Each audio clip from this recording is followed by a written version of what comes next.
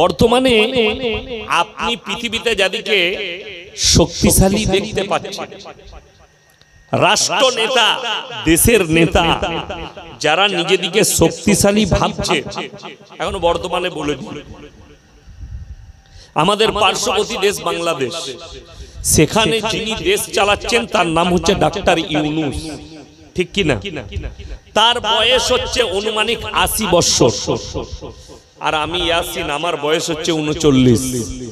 তো আমাকে যদি ডাক্তার ইউনূসের সঙ্গে হাতাহাতি লড়াই লাগান, আমার সাথে পারবে? কথা বলে পারবে না, আমি ঠেলে দিলে পড়ে যাবে মানুষটা। কিন্তু তার কাছে শক্তি কি আছে? সামরিক শক্তি আছে, তার ডিফেন্স সিস্টেম, তার মিলিটারি, তার বডিগার্ড, তাকে ছোবার ক্ষমতা ইয়াসিনের নেই। আমি ছুতে পারবো না, কেন? এই শক্তিটা তার কাছে আছে, শারীরিক না থাকলেও এই সামরিক শক্তি আছে।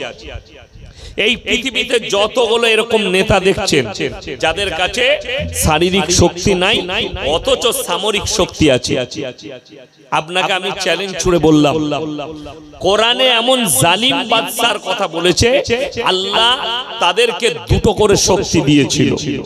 নাম্বার 1 হচ্ছে ফেরাউন, যাকে আল্লাহ শারীরিক শক্তিও দিয়েছিলেন এবং সামরিক শক্তিও দিয়েছিলেন, দুটো শক্তি ছিল।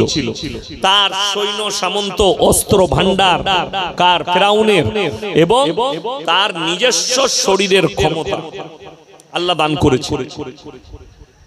ফেরাউন মিশরের মাটিতে বলেছিল আলা রাব্বুকুমুল আলা, আমি হচ্ছে সর্বেসর্বা, আমি সেরা, আমি তোমাদের রব। ফেরাউন আছে না শেষ হয়েছে? কথা বলে, তার রাজত্ব শেষ, খালি কি আছে? তার নিশানি একটা আছে, তার লাশটা মমি করে মিশরের জাদুঘরে রাখা আছে, তাছাড়া তার কোনো অস্তিত্ব আল্লাহ রাখেননি।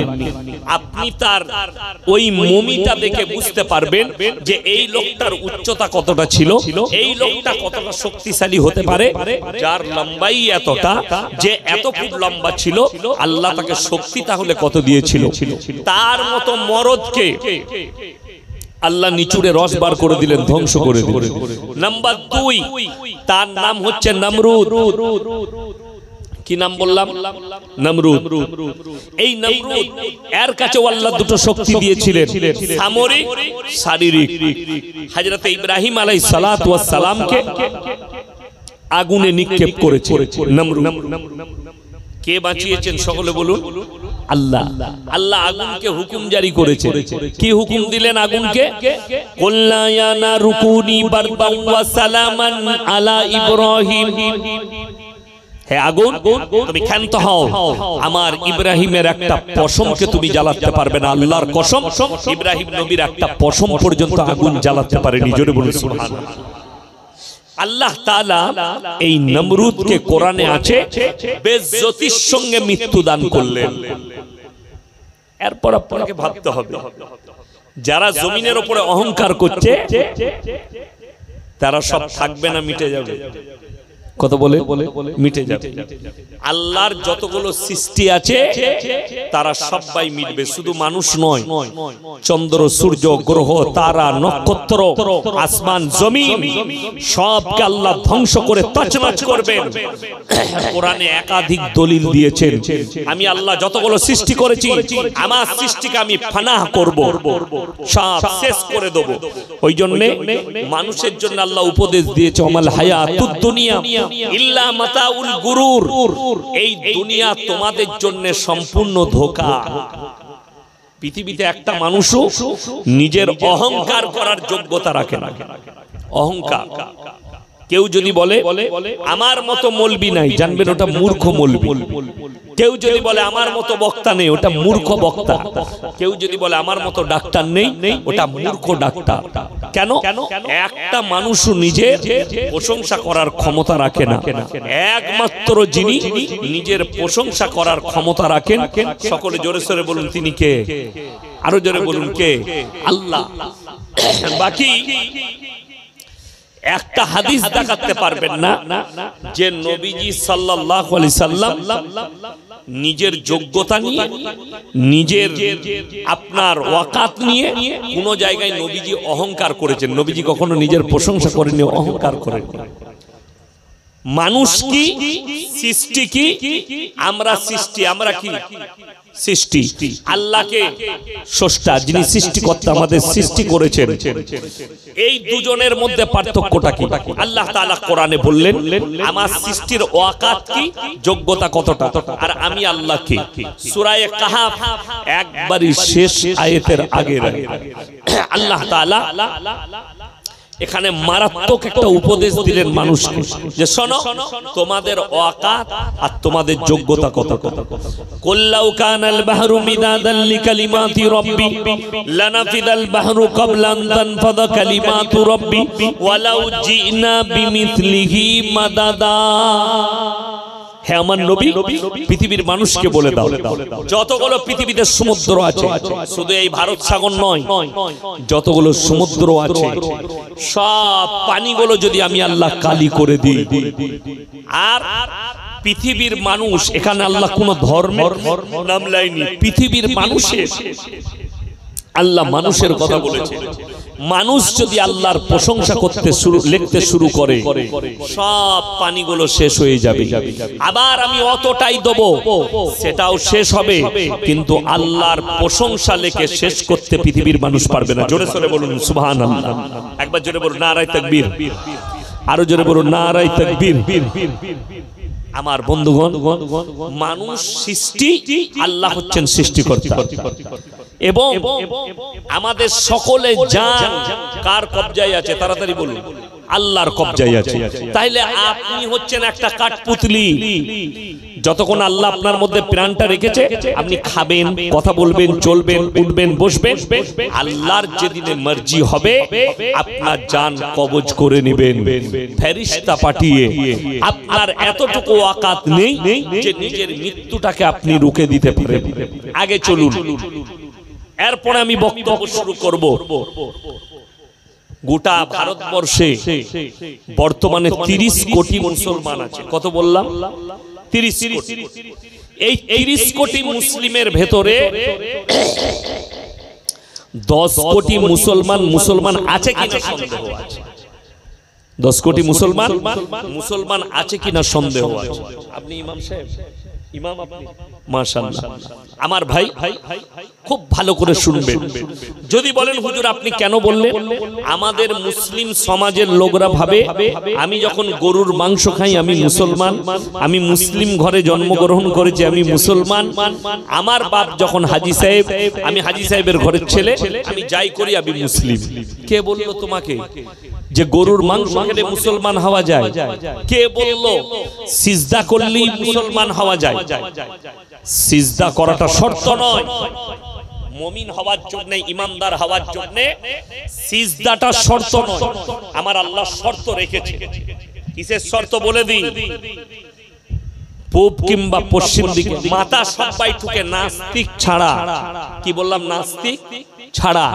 পৃথিবীতে যতগুলো মানুষ আছে সবাই মাথা ঠুকে কেউ পূবে কেউ পশ্চিমে কেউ উত্তরে কেউ দক্ষিণে কেউ গাছের সামনে কেউ পাথরের সামনে কেউ অগ্নির সামনে কেউ চন্দ্রের সামনে কেউ কবরের সামনে যার যেখানে বিশ্বাস সে সেই জায়গায় মাথা ঠুকে আমার আল্লাহ কোরআনে ওই জন্য শর্ত রেখে দিলেন আল্লাহ কি শর্ত রাখলেন লাইসাল বিররু আন তুওয়াল্লু বুজুহাকুম কিবালাল মাশরিকি ওয়াল মাগরিব ওয়ালাকিন্নাল বিররা মান আমানা বিল্লাহ সূরা আল ইমরান সূরা বাকারা আল্লাহ তাআলা শর্ত রাখলেন এখানে কি শর্ত রাখলেন হে আমার নবী বলে দাও পূব কিংবা পশ্চিম দিকে মাথা ঠোকার নাম ঈমান নয় নাম্বার 1 আল্লাহর উপরে প্রকৃত বিশ্বাস সকলে আনবো জোরে বলুন ইনশাআল্লাহ নাম্বার 2 ওয়াল ইয়াউমিল আখির আমার পরকালের প্রতি ওয়াল মালাইকাতি আমার ফেরেশতাদের প্রতি ওয়াল কিতাবি আমার আসমানি কিতাবের প্রতি ওয়ান নবিয়্যিন আর যতগুলো নবী পয়গম্বর দুনিয়াতে পাঠিয়েছি এদের উপরে বিশ্বাস আনার নাম হচ্ছে ঈমান সবাই আনবো জোরে বলুন ইনশাআল্লাহ এরপর আপনাকে বলি আমি যে মুসলিম দাবি করছি দেখো তাইলে আমাকে হারাম খেতে হবে না হালাল এই জোরে বলবেন কথা হালাল আপনি মুসলিম এই যে আমার আগে হুজুর সাহেব দোয়া করলেন, করলেন না করলেন? আমিও একটু দোয়া করে দিয়ে যাব, আমার পরের হুজুরও দোয়া করবেন। আপনি মনে করছেন এই বর্ধমান থেকে ইয়াসিন ভাই এসছে, এই হুজুররা দোয়া করছে, আমি একটু আমিন বলি, কবুল হয়ে যাবে। আপনি কোনদিন আপনার ইমামকে জিজ্ঞেস করেছেন, কোন আলেমকে জিজ্ঞেস করেছেন যে আমি যে দোয়া করব, দোয়া কবুলিয়াতের জন্য শর্ত কি আছে? প্রথম 1 নম্বর শর্ত হচ্ছে হালাল খাবার। কি খাবার বললাম? হালাল খাবার। যেটা খাচ্ছেন হালাল হতে হবে। চলুন, সুদ খাওয়া হালাল না হারাম? এই জোরে বলবে হারাম। আমি কিন্তু গোল আলু বক্তা লয়, আর আমি কারো মায়ে বোয়ানো বক্তা লয়। এখনই যদি কমিটির লোক বলে এইসব বক্তব্য দিবেন না, কোরআন হাদিস থেকে বক্তব্য দিচ্ছেন, কিন্তু এই সুদ ফুদ এগুলো ছেড়ে দেন, আমি গাড়ি রেডি আছে, নেমে পালিয়ে যাই। কালকে যেখানে যাবো আবার এই বক্তব্য দেব। যদি বলেন কোরআন থেকে, আমি কোরআন থেকে বলছি। সুদ হারাম না হারাম নয়? হারাম। কোরআন কি বলছে? ওয়াহাল্লাল্লাহুল বাইয়া ওয়া হাররামার রিবা। সুদ তোমাদের জন্য হারাম। কে বললেন? রব্বুল আলামিন, আল্লাহ বললেন। এবং ব্যবসাকে হালাল করেছি। রাসূল সাল্লাল্লাহু আলাইহি সাল্লামের হাদিস, কেউ যদি 1 টাকা সুদ খায়, নিজের মায়ের সঙ্গে 36 বার জিনা করার সমান পাপ করলো। একটা ব্যক্তি যদি সুদ খায়, আল্লাহ কোরআনে বললেন সে আল্লাহর সঙ্গে যুদ্ধ ঘোষণা করলো। একটা মুসলিম ব্যক্তি সে যদি জেনে শুনে সুদ খায়, সে আল্লাহর সঙ্গে যুদ্ধ ঘোষণা করলো। এ লোক মুমিন থাকবে না ইমানদার থাকবে? কথা বলে না? এ লোক আর মুমিন থাকবে? ইমাম সাহেব মুমিন থাকবে আর মুমিন থাকবে না। কেন? সে হারাম জেনে তারপরেও জিদ করে খাচ্ছে। আমি বলে দিই, আমি 2 ঘন্টা স্টেজে আছি। যদি আপনার জানা মতো কোনো বাপের বেটা মৌলবি থাকে যাকে দিয়ে হালাল করাবেন সুদটা, তাকে স্টেজে নিয়ে আসুন, আর তাকে বলবেন কোরআন হাদিস যাঁচে তারপরে আমার পাশে এসে বসবে। তাকে নিয়ে আসুন যদি থাকে। আচ্ছা বলুন, এই থানাটার নাম কি? কোন থানা এটা? মিনাখা থানা। আচ্ছা, সুদ যখন হারাম মুসলিমরা জানে, তাহলে মিনাখা থানার মধ্যে একটাও মুসলিম সুদ খায় না, তাই তো? কথা বলে না? সুদ খাই তো। এরপর ভালো করে বুঝবেন, একটা লোক হারাম জেনে সারা জিন্দেগি সুদের উপরে জীবন কাটাচ্ছে, সারা জিন্দেগি সুদ খেলো। এই লোক যখন মারা যাচ্ছে, আপনি ইয়াসিন হুজুরকে 10,000 টাকা দিয়ে দাওয়াত দিয়েছেন, হুজুর মিলাদ পড়িয়ে জান্নাতে পাঠিয়ে দেন, তোর হুজুরও মার খাবে, তুইও খাবি। লিখে নিয়ে যা। যদি কোনো বাপের বেটা মৌলবি বলতে পারে জিন্দেগি ভর জেনে বুঝে সুদ খেয়েছে, তাকে দোয়া করে অমুক হুজুর দোয়া করলে জান্নাতে যাবে, আমি চ্যালেঞ্জ ছুড়লাম, জীবনে আর 24 পরগনায় দাওয়াত দেব না। মাথায় রাখ। আর আপনারা ভেবে নেবেন, আমি এক্ষুনি আমাকে ফোন করেছিল আপনাদের হাসনাবাদ থেকে। আমি হাসনাবাদ যাব না, আমি জলসা দাওয়াত অত দূরে লুব না, আমি দাওয়াত দিই না সব জায়গায়। কেন? এইটাই আমার রুজির রাস্তা নয়। আল্লাহ দিয়েছে, ব্যবসা করি, মাদ্রাসা শিক্ষক আমি, আমার আব্বার মাদ্রাসা শিক্ষক। ডাল আলু খাবো, আল্লাহর কসম গর্দনে ছুরি লাগিয়ে আমি হক থেকে লড়ব। আপনি এসে আমার কলারটা ধরুন যে সুদকে কেন হারাম বললেন। আল্লাহর কসম, তুমি যদি আমাকে 2 থাপ্পড় মারো, আমি আল্লাহর কাছে বিচার দেব, আল্লাহর উপরে ভিড়ে দেব বিচারটা, কিন্তু আমি হারামটাকে হালাল বলতে পারতে পারবো। সারা জিন্দেগি সুদ খাচ্ছে, মারা গেল, আপনি বলছেন হুজুরকে দাওয়াত দিয়ে হুজুর মিলাদ পড়াবে আর জান্নাতে চলে যাবে সেই ব্যক্তি। আর আমি বলে যাচ্ছি, কেউ যদি ইচ্ছাকৃতভাবে সুদ খায়, জেনে শুনে সুদ খায় হারাম জানার পরে, আর সে যদি মরে যায়, তারপরে তার জানাজার নামাজটাও পড়া যাবে না জেনে শুনে।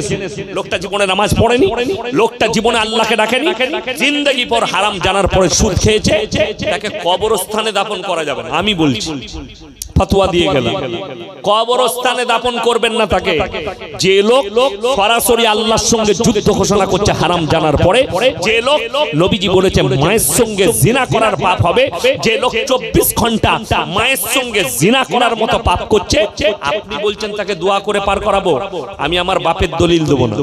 আমার আব্বার পরিচয় এখনই বলে গেলেন আমার আগের বক্তা। উনি 40 বছর বয়ান করছেন, তার মানে উনি আমার আব্বাজির সাথে অনেক জলসা করেছেন। আমার আব্বাজির বয়স এখন 80 বছর। ধরে ধরে লোকে স্টেজে নিয়ে যায়, দূরে আর জলসাই যায় না, ধরে ধরে নিয়ে গিয়ে স্টেজে বসায়, আধ ঘন্টা 40 মিনিট কথা বলে, তার বেশি বলতে পারে, বয়স হয়ে গেছে। আপনারা ইউটিউবে দেখতে পাবেন, মওলানা শওকত আলী মাজাহিরি বললেই দেখতে পাবেন। আমার ভাই, বড় কষ্ট লাগে, বড় দুঃখ লাগে যে আপনি বলছেন যে আপনি দোয়া করে পার করিয়ে দিবেন, দোয়া হয়ে গেলেই পেরিয়ে গেল লোকটা। আশ্চর্যের বিষয়, আপনারা ইমানদারির সঙ্গে বলবেন বুকে হাত রেখে, নবীজি সাল্লাল্লাহু আলাইহি সাল্লামের থেকে দামি লোক পৃথিবীতে কেউ আছে? জোরে বলুন। আর কেউ আসবে কিয়ামত পর্যন্ত? আসবে না। তিনি শুধু শ্রেষ্ঠ পয়গম্বর নয়, তিনি হচ্ছেন ইমামুল আম্বিয়া। জোরে বলুন সুবহানাল্লাহ। ইমামুল আম্বিয়া মানে কি? নবীদের ইমাম। আজকে কিন্তু যতগুলো বক্তা বক্তব্য দিবে তারা কেউ আপনাদের ইমাম লয়, আমরা বক্তা, আপনারা শ্রোতা। ইমাম হচ্ছেন ইনি, যার পেছনে আপনারা ইক্তাদাইতু বিহাজাল ইমাম করেন, ইনি হচ্ছেন আপনাদের ইমাম সাহেব। আমার বন্ধুগণ ভালো করে বুঝবেন, নবীজি ইমামুল আম্বিয়া কি করে হলেন? নবীজি সাল্লাল্লাহু আলাইহি সাল্লাম যখন দুনিয়াতে ছিলেন তখন কোন নবী আর বেঁচে ছিলেন? কথা বলে না, কোন নবী থাকেননি।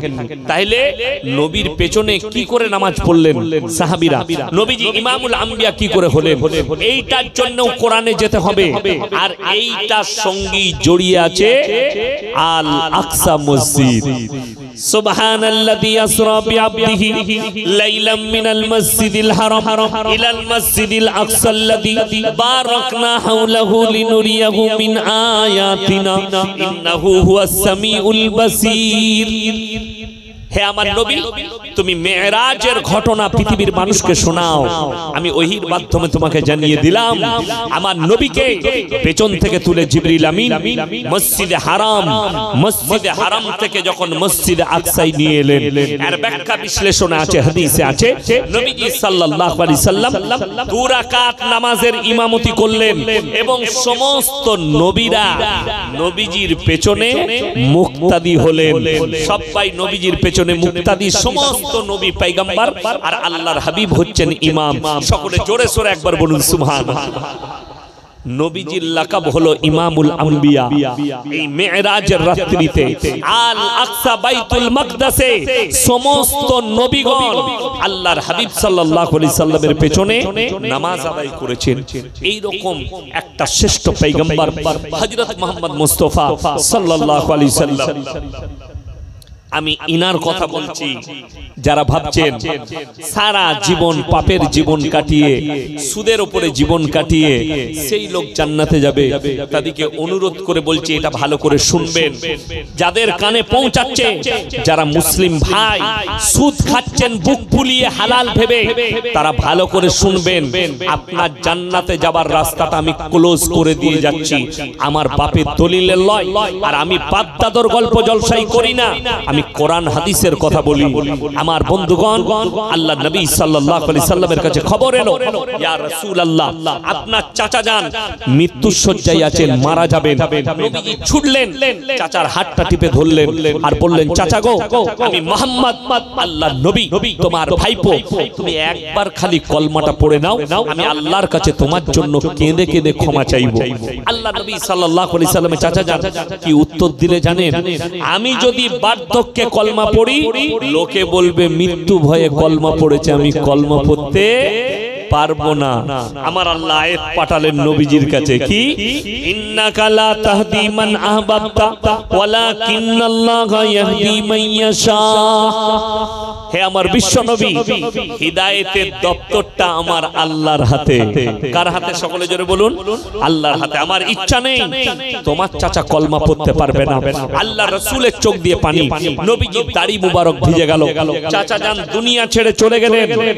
আল্লাহ রাসূল কি বললেন জানেন? নবীজি চাচা চলে গেলেন, এরপরে নবীজি আল্লাহকে বলছেন, ওগো আল্লাহ, তুমি আমাকে যতদিন না নিষেধ করবে, আমি আমার চাচার জন্য তোমার কাছে কেঁদে কেঁদে ক্ষমা চাইব। নবীজি, আচ্ছা বলুন, নবীদের দোয়া আল্লাহ কবুল করেন না করেন? করেন।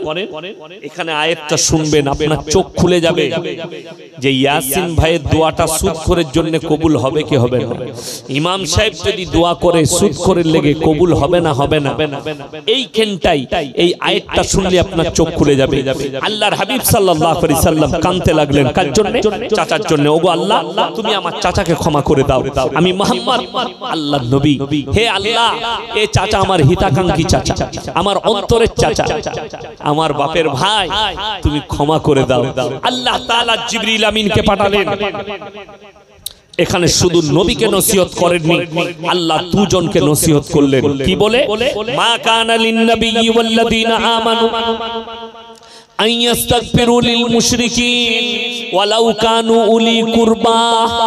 হে নবী এবং মুমিন, তোমরা দুজন শোনো, যারা মুশরিক হয়ে বেঈমান কাফের হয়ে বদ্দিন হয়ে মারা গেছে তাদের জন্য দোয়া করতে পাবে না, যদিও তারা তোমাদের নিকটতম আত্মীয় হয়।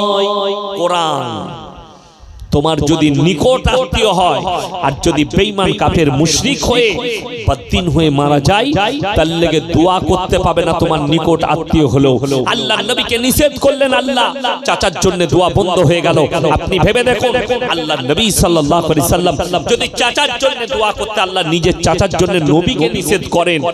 ইয়াসিন কোন ক্ষেতের মূলি যে তুমি জিন্দেগি ভর সুদের উপরে জীবন কাটাবে আর আমি দোয়া করে তোমাকে জান্নাতে পাঠিয়ে দেব।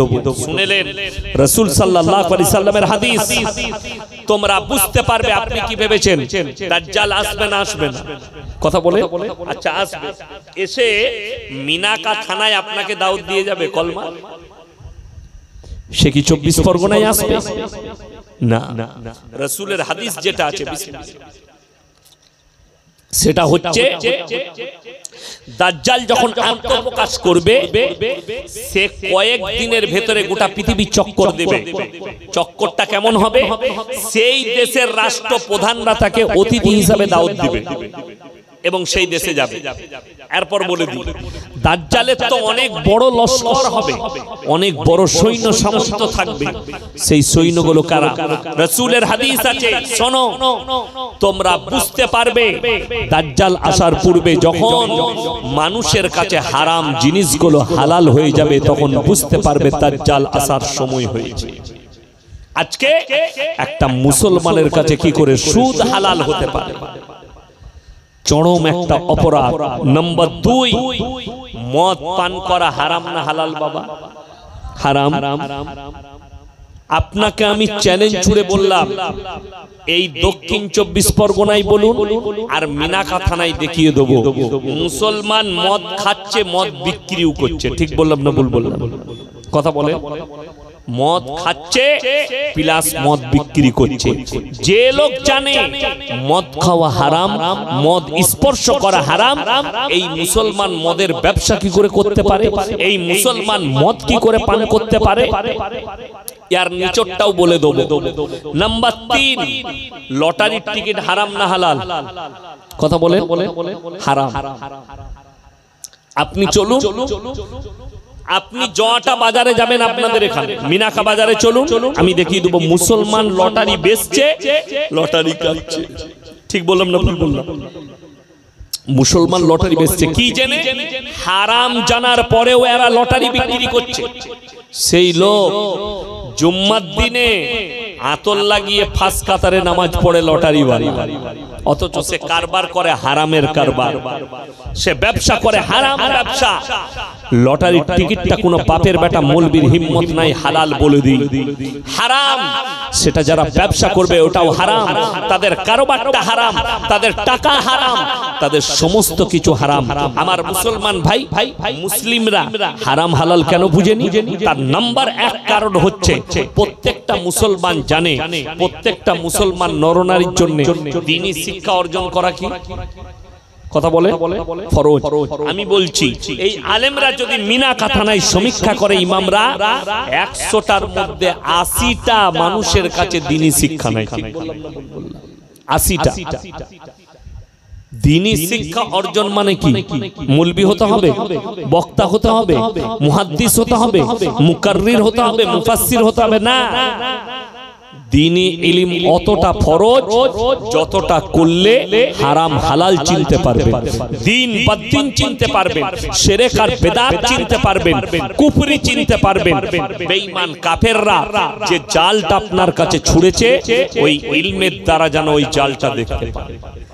একটা মুসলমানের কাছে যদি দ্বীনি শিক্ষা থাকতো কখনোই সুদটা তার কাছে হালাল হতো না, কখনোই মদটা তার কাছে হালাল হতো না, কখনোই তার কাছে লটারি হালাল হতো না, কখনোই গাঁজা তার কাছে হালাল হতো না। আজকে এই মুসলমানের কাছে এই হারাম জিনিসগুলো হালাল কে করে দিল? কোন মৌলবি ফতোয়া দিল? কোন ইমাম ফতোয়া দিল? কেউ দেয়নি, বরঞ্চ এরা না ইমামকে মানে না মৌলবিকে মানে। বুখারী শরীফের হাদিসে আছে যে কিয়ামতের আলামতের মধ্যে মারাত্মক আলামত, যখন মানুষ মূর্খর কাছ থেকে ইলম নিবে আর আলেমরা চুপচাপ বসে থাকবে, জেনে রেখে দিবে আল্লাহ ইলমের থেকে আগে বড় বড় আলেমদিকে দুনিয়া থেকে তুলে নেবেন। এটা রাসূলের হাদিস, বুখারী শরীফের হাদিসে আছে যে মানুষ ইলম নিতে লাগবে মূর্খর কাছ থেকে। মুসলমান দাজ্জালের সৈন্য এইগুলোই, যারা সুদকে হালালকে হারামকে হালাল করে দিচ্ছে, এইটাই হচ্ছে দাজ্জালের আসল সৈন্য। যারা হারাম জিনিসগুলোকে হালাল করে দিচ্ছে, জেনে রেখে দিবেন দাজ্জাল আসার সময় হয়ে এসেছে, দাজ্জাল আত্মপ্রকাশের সময় হয়ে যাচ্ছে। কেন? মানুষের কাছে হারাম দ্রব্যগুলো, হারাম জিনিসগুলো সব হালাল হয়ে যাচ্ছে। আমার বন্ধুগণ, 5 ওয়াক্তের নামাজ পড়া ফরজ না ফরজ নয়? ফরজ। আমি চ্যালেঞ্জ ছুড়ে বললাম, গোটা মিনাকা থানায় সমীক্ষা করুন, 100টা মুসলিমের মধ্যে 80 জন